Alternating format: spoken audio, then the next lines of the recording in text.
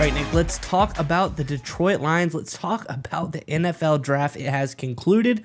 All the picks are in. The Lions had a great draft, in my opinion, and they've had what we would consider one of the biggest steals out of the sixth round in this draft pick. Let's get into the article, and we'll talk more about it on the other side.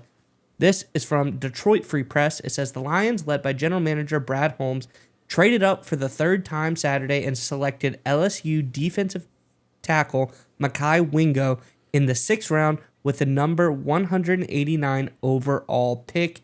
This was an absolute steal. Wingo seemed great at LSU. I'm curious what your thoughts are on Wingo, Nick, but Lions fans, in the comments section below, great draft. I think you've got a lot of great players here, but who is your favorite? Let us know in the comment section below which draft pick was your favorite. It's easy to go first round, but maybe there's someone buried in there that you really liked. Let us know in the comments below. But Nick, what are your thoughts on this pick by Detroit?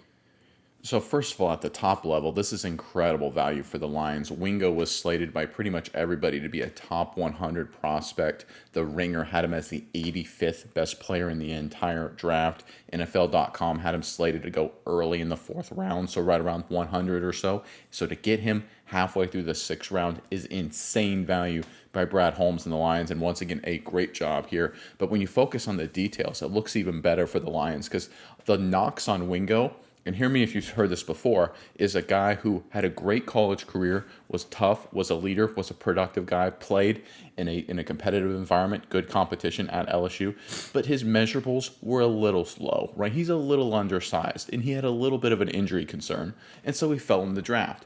This is a tale as old as time. I feel like we talk about this all the time after every draft. All these great players that played for good programs against good competition, they look like great prospects. They are great prospects. And then they get over-evaluated by, I'll just call it dumb teams that sit there and say, he's 6'2", we want a guy who's 6'4". Or, he's 280, we want a guy who's 300.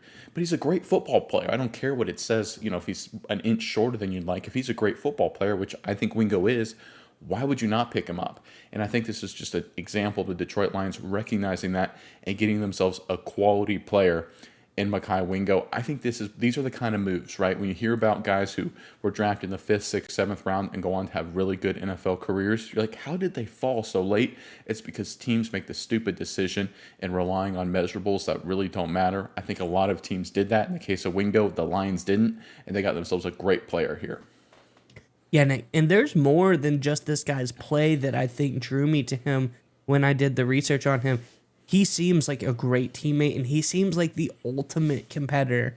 This is a guy who did come into a little bit of injuries in college, especially his last year. But, late in the season, if you get an injury and you're potentially going to go into the draft, most guys will just, phone it in, just get ready for the draft, not worry about the rest of the season. This is a guy who last season got hurt, and he killed himself in the rehab room.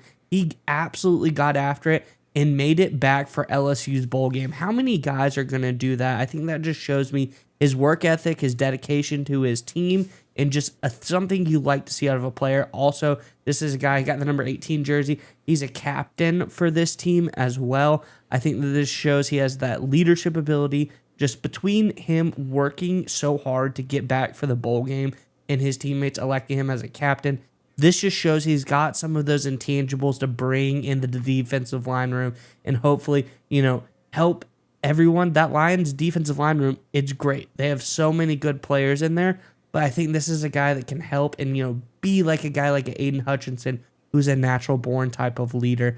This could be that similar guy on the interior of the defensive line. So I really like this pick by Detroit. I think he's got a lot of great measurables. I think that he's got a lot of great production, but I also think he's got the intangibles as well. So it's like you said, it doesn't matter if he's an inch too short or something like that. I think this guy is a perfect fit in the sixth round. Oh, yeah. And one thing for all you Lions fans who, a lot of you guys probably live, of course, in the state of Michigan or in the Midwest. We're in the Southeast right now recording this, so you may not be familiar as much with SEC and LSU football. And the number 18 jersey in LSU football is redonkulously important. That's like sacred ground. So when you get voted to have that jersey, that is not something that's taken lightly. That's not like a random token hey, this guy's a team captain because he's a fifth-year senior or something like that. No, that is a big deal. That is a huge deal in the annals of LSU football. It's a huge tradition to them. They really take that seriously.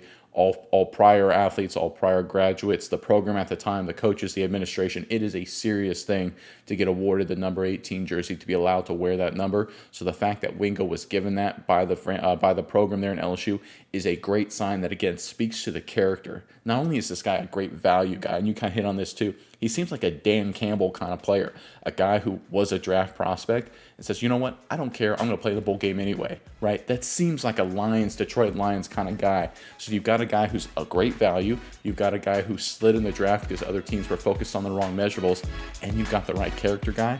Perfect fit here for Detroit.